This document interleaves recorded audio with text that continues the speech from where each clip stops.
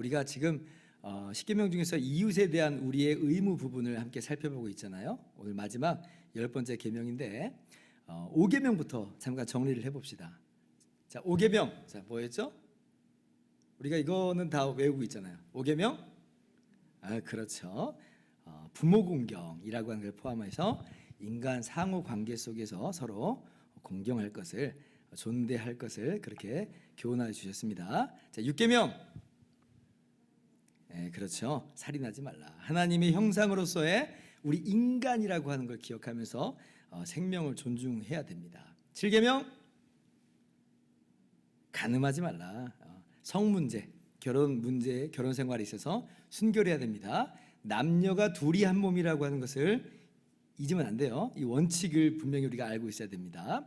자, 8계명.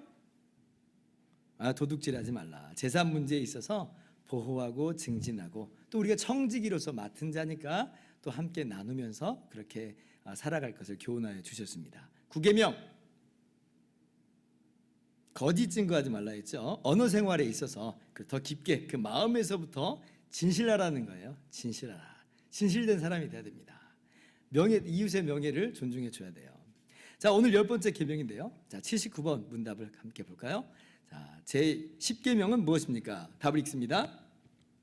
제 10계명은 내 이웃의 집을 탐내지 말라. 내 이웃의 아내나 그의 남종이나 그의 여종이나 그의 소나 그의 낙이나 무릇 내 이웃의 소유를 탐내지 말라입니다. 네, 우리가 함께 읽었던 출애굽기 20장 17절 말씀을 이제 그대로 써놓았죠. 자, 그런데 이 10번째 계명은요, 다른 계명하고 좀 구별되는 좀 명확한 특징이 하나가 있어요. 자, 그게 뭘까요? 특징이에요, 특징. 뭐가 좀 달라. 뭐가 달라요? 그렇죠. 자, 5계명서부터 9계명까지는 행동에 대한 규정이었습니다. 행동, 어떤 행동을 해라 혹은 어떤 행동을 하지 말라. 그렇죠. 물론 그 내용들도 더 깊게 들어가 보면 마음과 의도, 목적과 동기 다 포함하고 있어요. 예수님께서 분명히 말씀하셨죠. 미워하는 것부터가 살인이고 음욕을 품는 것부터가 간음이에요. 근데 표면적으로는 이 5계명에서 9계명까지는 행동을 다루고 있다는 거예요. 행동을. 그런데 이 10번째 계명은 어때요? 아예 직접적으로 마음의 영역을 다루고 있어요. 마음. 정말 놀라운 특징이에요. 그래서 이 10계명은요, 당시의 고대 사회 속에서는 물론이고 오늘날하고도 비춰봤을 때 세상이 따라갈 수가 없어요. 그죠? 얼마나 이게 고성하고 탁월한 하나님 나라의 법인지 몰라요. 세상의 법은 어때요? 세상의 법이 나쁘다는 게 아니라 세상의 법 어때요?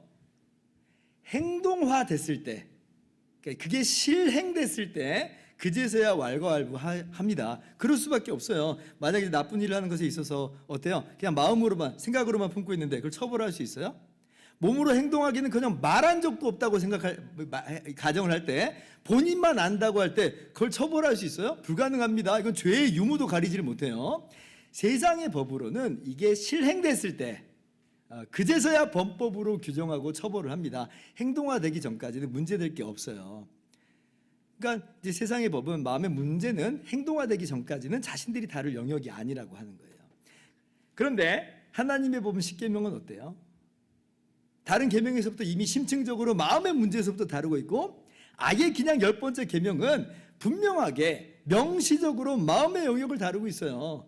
그 마음을 품고 있는 것 자체가 죄예요, 죄. 얼마나 그런 게 탁월해요. 사실 우리 인간의 범죄 행동은 어디서부터 비롯됩니까? 전부 다 마음에서부터 비롯됩니다. 단순히 그 행동 자체만의 문제가 아니에요. 예수님께서도 분명하게 말씀하셨죠. 누가복음 6장 45절, 선한 사람은 마음에 쌓은 선에서 선을 내고 악한 자는 그 쌓은 악에서 악을 내나니 이는 마음에 가득한 것을 입으로 말함이니라. 마음에 있는 것이 입으로 나가고 마음에 있는 게 행동으로 나와요. 그러니까 마음의 문제야말로 정말 핵심이에요. 근데 세상의 법은 이걸 다루질 않아요. 다룰 수도 없어요. 뭐 사람 마음에 뭐가 들어앉아 있는지 어떻게 알아요, 세상의 법이. 그러나 10계명은 그 인간의 모든 문제의 핵심인 마음을 다루고 있어요. 그리고 능히 그렇게 할 수 있는 이유는 왜 그래요? 하나님께서는 인간 마음을 다 알고 계세요. 그 마음의 그 깊은 곳에 뭐가 들어가 앉아 있는지 하나님께는 감추어지질 않아요. 전혀 숨길 수 없어요. 의로우신 하나님께는 모든 것이 다 드러나 있어요. 좀 두려운 말씀이기도 하죠, 그죠? 잠언 21장 2절 같이 읽습니다. 시작. 사람의 행위가 자기 보기에는 모두 정직하여도 여호와는 마음을 감찰하시느니라. 네, 사람의 행위가 다른 사람 보기에도 괜찮네, 착하네, 훌륭하네. 자기도 뭐 이 정도면 괜찮아라고 생각을 할지 모르겠는데 하나님은 뭘 감찰하세요? 마음을 감찰하세요. 마음을. 다 드러나요. 그리고 하나님의 그 공의대로 심판이 됩니다. 외형적인 행동을 넘어서서 더 깊게 그 마음의 영역에서부터 하나님의 공의로운 심판이 있다. 굉장히 두려운 말씀이에요. 여러분, 우리에게 주어진 하나님의 윤리와 도덕, 하나님의 윤리와 도덕이 얼마나 탁월하고 고상한 것인지를 우리가 볼 수 있어야 됩니다. 그러니 우리 기독교인의 삶이 그에 걸맞게 얼마나 탁월하고 고상하게 살아야 하는지를 우리가 바르게 깨달아야 돼요. 그리고 그렇게 살아야 하는 거예요.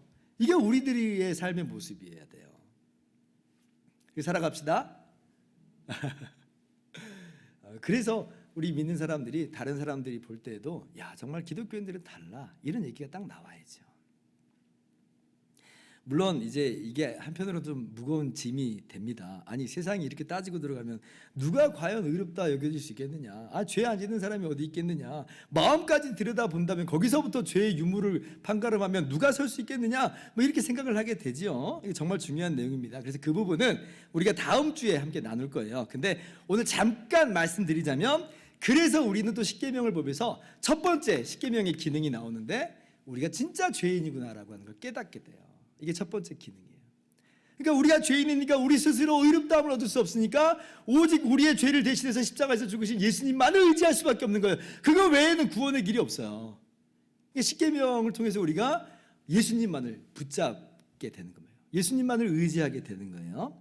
그리고 이제 두 번째 기능은 그렇게 우리의 행위로서가 아니라 우리의 선함과 착함으로서가 아니라 그건 불가능하니까 십계명에서 이미 다 우리 끝장났잖아요. 그러니까 그걸로서 아니에요. 오직 예수님의 십자가로 대속으로만 구원받아요. 그러니까 거저 구원받은 상태에서 구원받은 사람으로 그렇게 하나님의 자녀의 백성이 되었으므로 이제 하나님의 의로우신 성품의 반영인 이 십계명을 우리의 삶의 방향으로 하고 따라가는 거예요. 비록 넘어질지라도 다시 일어나서 거저 구원받았으니까 다시 일어나서 그에 걸맞게 살아가는 삶. 하나님이 우리 아버지가 되시고 우리가 하나님의 백성이 되는데 당연히 하나님 아버지의 법을 따르는 게 마땅하지 않겠어요? 삶의 방향인 거예요. 방향. 이게 십계명의 두 번째 기능입니다. 그래서 우리는요, 십계명을 다 지킬 수 있다. 우리 그렇게 못하죠. 그러나 우리는 구원받은 은혜 때문에 기뻐하면서 즐거이 하나님의 뜻에 순종하면서 하나님을 사랑함으로 행하는 겁니다. 그래서 이 내용을 다음 주에 다시 할 거예요. 너무 중요한 내용이라서 다음 주에 다시 할 것이고, 오늘은 잠깐 미리 말씀을 드렸습니다. 자칫 우리가 이 부분을 또 모르고 넘어가면 그냥 너무 마음에 무거운 짐으로만 다가올까 봐 말씀을 드렸습니다. 아무튼 이 10번째 계명은 인간 문제의 핵심인 마음을 직접적으로 다루는 특징이 있다. 이제 우리가 알 필요가 있다 했어요. 자, 그러면 이 10번째 계명이 요구하는 것은 무엇인가 함께 봅니다. 소율이문답 80번입니다. 제 10계명이 요구하는 것은 무엇입니까? 제 십계명이 요구하는 것은 우리 자신의 상황을 충분히 만족하게 여기고 우리의 이웃과 그가 가진 모든 것을 향해 바르고 관대한 마음을 품는 것입니다. 자, 10번째 계명은 내 이웃의 집을, 내 이웃의 소유를 탐내지 말라 하잖아요. 그럼 반대로 요구하는 건 뭐겠어요? 자신 스스로 대해서 만족하라죠. 만족하라. 탐내지 말라의 반대는 만족하라, 자족하라는 거예요.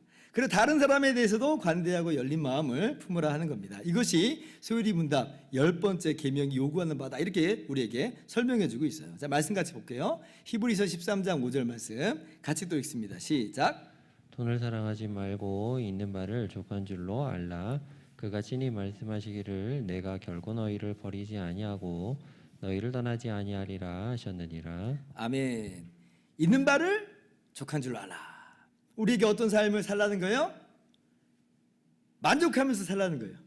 있는 바를 족한 줄로 알고 살라는 거예요. 많이 있어서가 아니라 비록 적게 있어도 그 있는 바를 족한 줄로 알고 살라.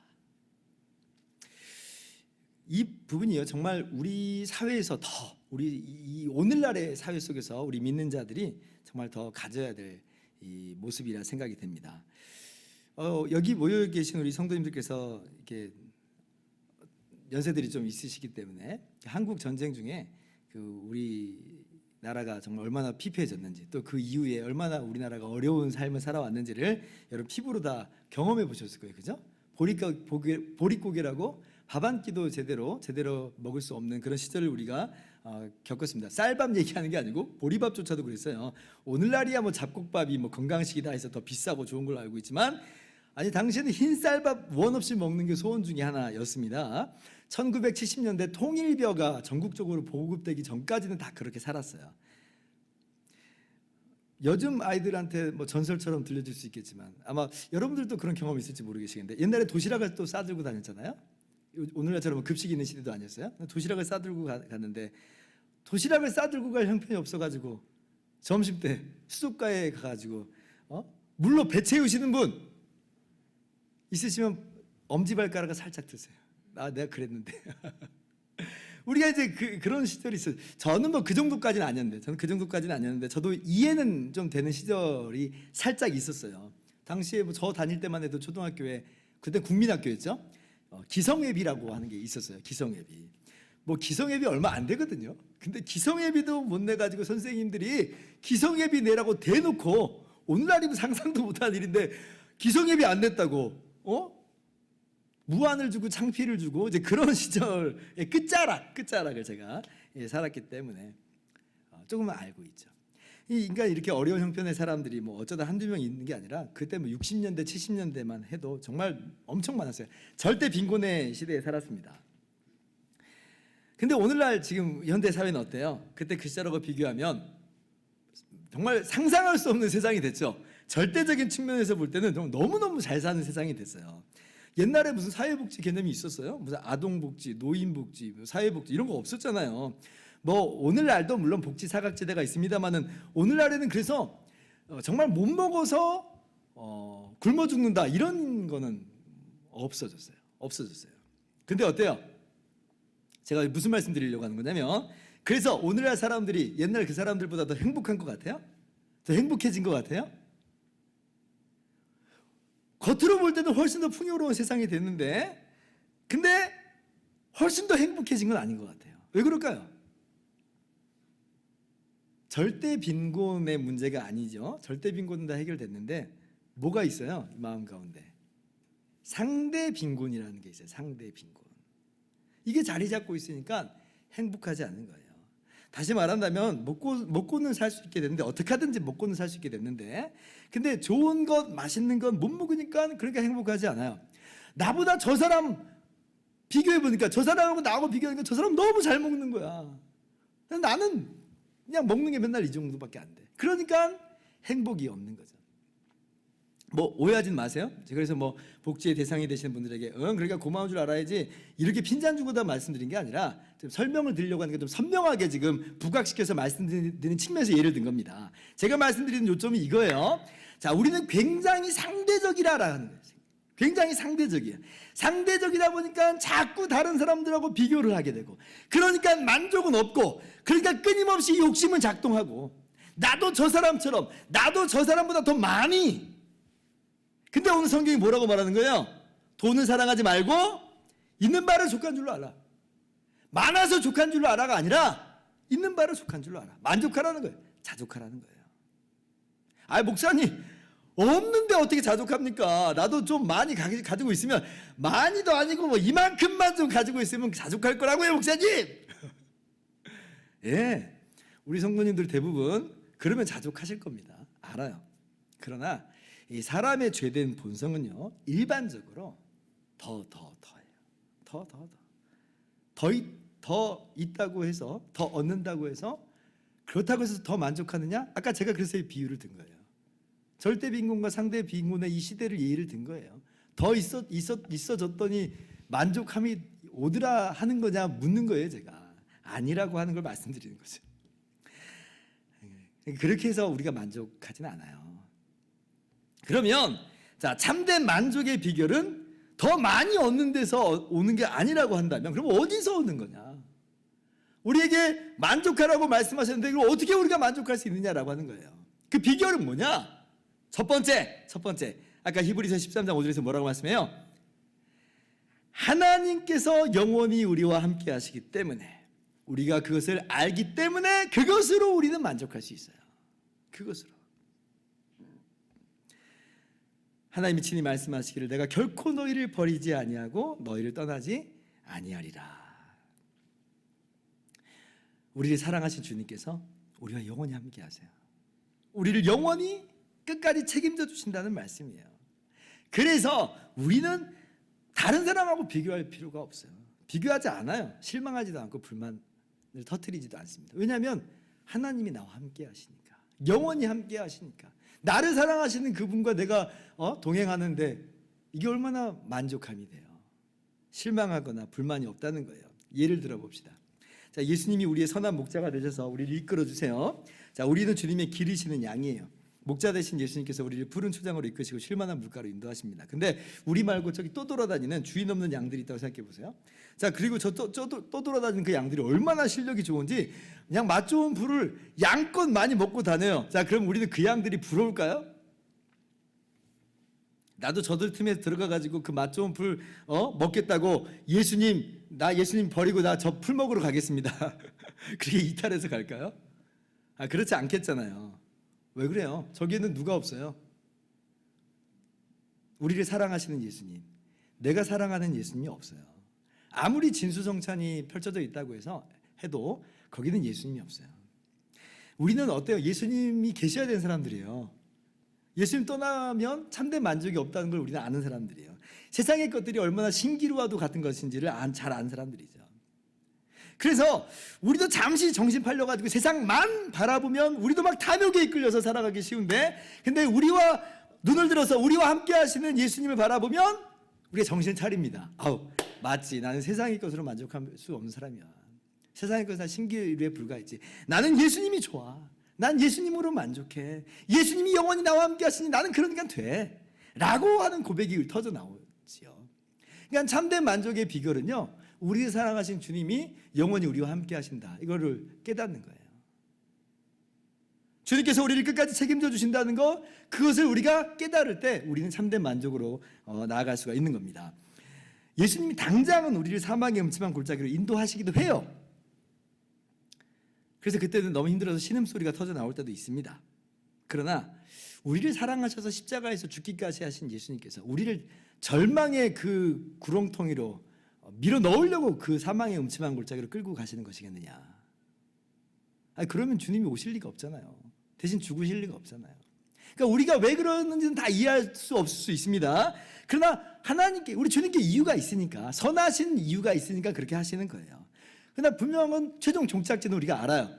목자가 왜 그리로 인도하겠어요? 결국은 그 길을 통해서 나오게 되는 것은 푸른 풀밭이고 쉴만한 물가잖아요. 그러니까 우리 그 다윗과 같이 고백하는 거예요. 여호와는 나의 목자시니 내게 부족함이 없으리로다. 사망의 음침한 골짜기 같은 그런 이 시절을 겪고 있는 것처럼 보여도 내게 있는 건 그래서 거의 없는 것처럼 여겨질지라도 부족함이 없다. 나는 만족한다. 왜냐하면 주님이 나의 목자가 되시고, 나를 사랑하는 주님이 나의 목자가 되시고, 나와 영원히 함께 하시고 끝까지 나를 책임져 주시는데 내가 무슨 불만족할 게 있겠느냐라고 하는 것이죠. 주님만 바라보시기 바랍니다. 그러면 만족이 찾아옵니다. 주님이 우리를 사랑하세요. 주님이 영원히 우리와 함께 하시고 우리를 책임져 주십니다. 그 안에서 만족의 비결을 여러분 찾으실 수 있기를 바랍니다.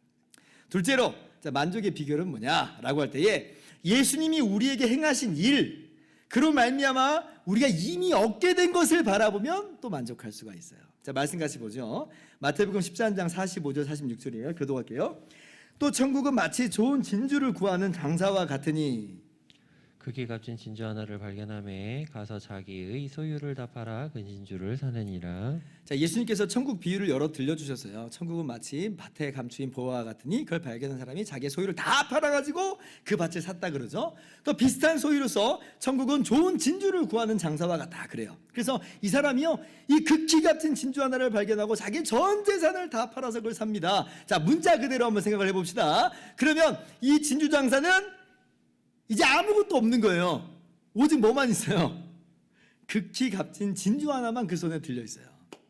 그러면 만족할까요? 불만족할까요? 이게 너무 당연한 질문이죠. 만족하는 거예요. 왜 그래요? 내 손에 지금 극히 값진 진주가 들려 있으니까, 내 손에 들려 있는 것이 이게 뭔지를 아니까, 그러니까 다른 것이 하나 없을지라도 만족하는 거죠. 마찬가지라고 하는 겁니다. 예수님 십자가가 아니었다면 우리는 어떤 존재들인가? 우리의 죄와 허물로 말미암아 영원한 심판, 영원한 멸망을 받아야 마땅한 자들이었어요. 그런데 예수님께서 우리 대신 십자가를 지심으로 말미암아 우리의 모든 죄를 용서하여 주셨으니, 그래서 우리를 지옥에서 건져서 영원한 하나님의 나라를 상속하게 하셨으니, 이게 얼마나 엄청난 일이에요. 천국을 다른 걸로도 살 수 있다면 혹시 모르겠지만, 아니 이 세상에 누가 천국을 자기 힘으로 살 수 있어요? 아까 제가 얘기했잖아요. 십계명 보면서 우리는 다 죄인인 걸 깨달을 수밖에 없는데 불가능해요. 그런데 예수님께서 그 십자가의 은혜로 우리 대신 몸 찢으시고 피 흘리심으로 이 놀라운 선물을 우리에게 거저 주신 거예요. 이 극히 값진 진주, 이거 뭐 우리가 살 수 있는 것도 아니거든요. 사실은 거저 선물을 다 주셨어요. 우리는 거지와도 같은데, 빈손인데 근데 다 주셨어요. 얼마나 감사한지요. 또 예를 들어 봅니다. 아이들이 다 해변, 뭐 이런 예 많이 들잖아요. 해변가에서 모래성 만들기 하면서 내 것이니 네 것이니 막 태격태격하고 막 욕심 부리고 있어요. 힘센 애가 거기서는 왕이에요. 가장 큰 성이고 다 뭐 다른 애들은 구석에서 쭈그리고 있어요. 우리도 힘에서 밀려가지고 구석에서 쪼그리고 있어요. 그런데 우리는 어떤 사람들이냐면 조만한 모래성 옆에 진짜 으리으리한 해변에 웅장한 성이 있는데 그 성의 주인집 아들이야. 자, 해 떨어졌다 이제 그만 하는 순간 다 지금 해가 떨어졌으니까 집에 가야 되는데 우리는 어디로 가요? 그 해변에 으리으리한 그 성으로 우리는 가요. 그러니까 우리는 만족할 수 있어요. 지금 이 모래성에서 뭐 힘이 없고 능력이 좀 부족해서 구석에 밀려나 있는 것처럼 보여도 우리의 본질은 하나님의 자녀다. 우리는 이 천국 백성이 하나님 나라 왕자들, 공주들이죠. 사도 바울의 이 복음 전도자의 삶이라는 게 얼마나 고단하고 피곤했습니까? 그러나 바울에게는 이 소망이 있었어요. 보배 되신 그리스도께서 그 안에 계시고 그 부활의 산 소망이 그 안에서 역사하고 있고, 그러니까 만족할 수 있죠.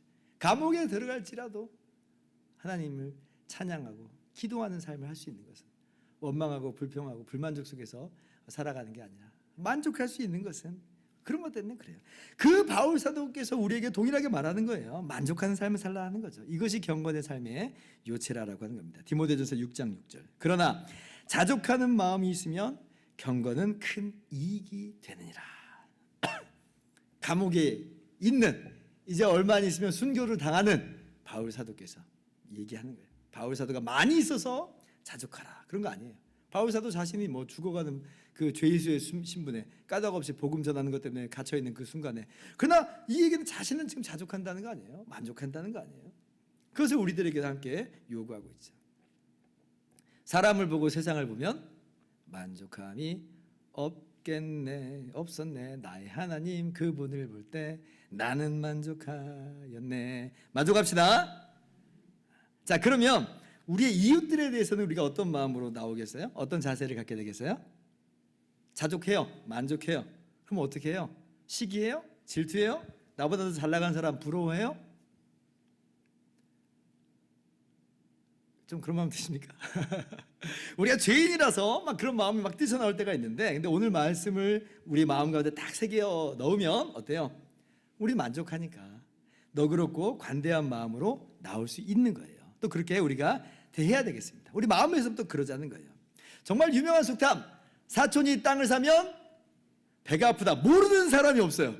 왜 모르는 사람이 없을까요? 다 똑같으니까. 다 똑같으니까. 아니 여러분 이거 생각해 보세요. 사촌하고 지금 경쟁하다가 사촌이 땅을 산 것도 아니에요. 나랑 아무런 상관없는 일인데 사촌이 땅을 산 거예요. 근데 그게 왜 배가 아플까요? 너무 신기하죠. 내 배가 아픈 거예요. 이게 인간이 얼마나 죄악 덩어리인지를 너무 잘 보여주는 아주 속담이죠. 그래서 우리가 내가 미워하고 싫어하는 사람이 잘 안 되잖아요. 그럼 은근히 어떤 마음이 딱 있냐면 잘 됐다, 쌤통이다, 기뻐하는 마음이 막 들려고 해요. 그러면 그때는 이건 하나님 앞에서 이게 죄라고 하는 걸 분명히 깨달으셔야 돼요. 악한 마음이구나. 내가 하나님 앞에서 이런 악한 마음을 품다니 하면서 나를 불쌍히 여기셔서 우리의 죄인됨을 다시 한번 깨닫고 회개해야 됩니다. 회개합시다. 그때는 정말 회개해야 돼요. 그리고 이렇게 정말 엉망진창인 자신을 다시 한번 발견하면서 근데 이런 나를 사랑하시고 불쌍히 여기셔서 십자가로 구원하시니 너무 기가 막히는 은혜입니다 라고 하면서 다시 한번 감사하면서 마음을 정돈하는 거예요. 그래서 우리는 사촌이 땅을 사면 배가 아프다, 이 속담이 우리에게 해당사항이 없게끔 우리가 살아가려고 합시다. 오히려 우리는 어떤 삶을 살아가야 돼요? 로마서 12장 15절 같이 읽습니다. 시작. 즐거워하는 자들과 함께 즐거워하고 우는 자들과 함께 울라. 네, 함께 공감하고 함께 나누는 거예요. 그들이 잘 되면 함께 웃고 그들이 잘 안 되면 함께 울고. 이게 생각처럼 마냥 쉽지만 않지만 우리가 만족의 비결을 우리가 알고 있으니까, 누리고 있으니까 이게 전혀 불가능한 것만은 아닙니다. 그래서 우리가 이웃에 대해서 너그럽고 관대한 마음으로 나아가도록 합시다. 자, 그러면 이제 81번 질문이에요. 제10계명이 금지하는 것은 무엇입니까? 같이 읽습니다. 시작. 제10계명이 금지하는 것은 우리 자신의 상태를 불만족하게 여기는 것과 우리 이웃의 물건을 시기하거나 배아파하는 것과 이웃이 가진 어떤 물건에 대해서 과도하게 행동하거나 애착하는 모든 것입니다. 요구하는 것에 반대죠. 정말 말 그대로 탐내지 말라요. 차근차근 좀 세분화하자면 첫째, 스스로 불만족하지 않는 거예요. 스스로 불만족하지 않는 거. 열왕기상 21장 4절입니다. 이스라엘 사람 나봇이 아합에게 대답하여 이르기를 내 조상의 유산을 왕께 줄 수 없다 하므로 아합이 근심하고 답답하여 왕궁으로 돌아와 침상에 누워 얼굴을 돌리고 식사를 아니하니. 여러분 지난주에도 제가 이 말씀 드렸어요. 아합이 나봇에게 저지른 악행에 대해서 말씀드린 거 기억나시죠? 자, 그 일로 인해서 아합의 집은 하나님의 심판을 받고 멸망합니다. 물론 그 이전부터 누적된 악행들이 있지만 이 사건이, 나봇 사건이 직접적인 방아쇠가 된 거예요.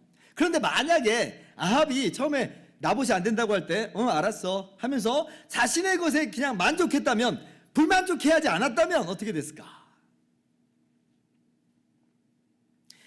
불만족하여서 범죄하는 일이 굉장히 많습니다. 문제는 불만족에서부터예요. 불만족을 떨쳐버리는 겁니다.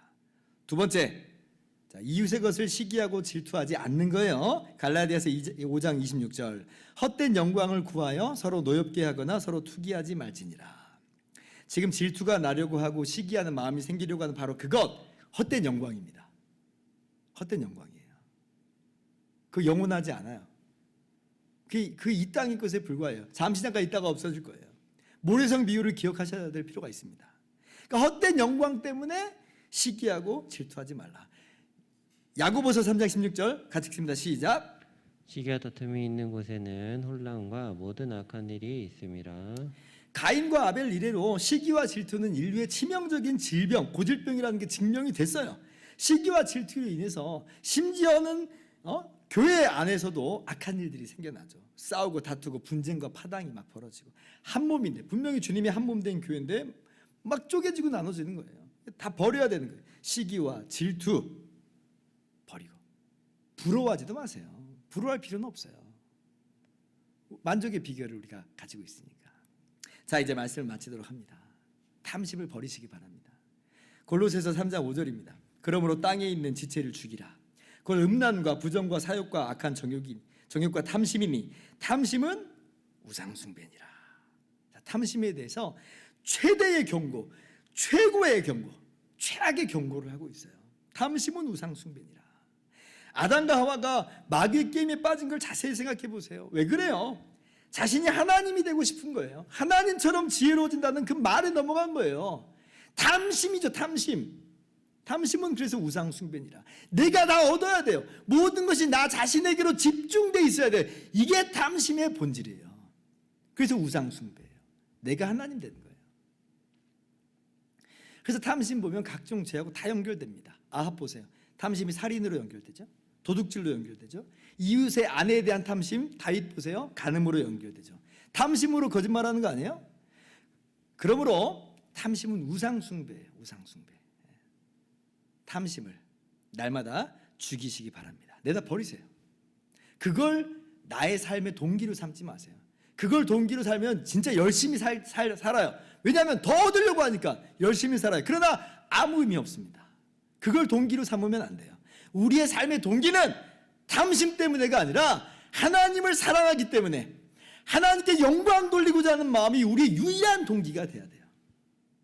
그렇게 오늘 우리의 삶을 오늘 말씀을 적용하면서 살아가는 저와 여러분들 되기를 주님의 이름으로 축원합니다.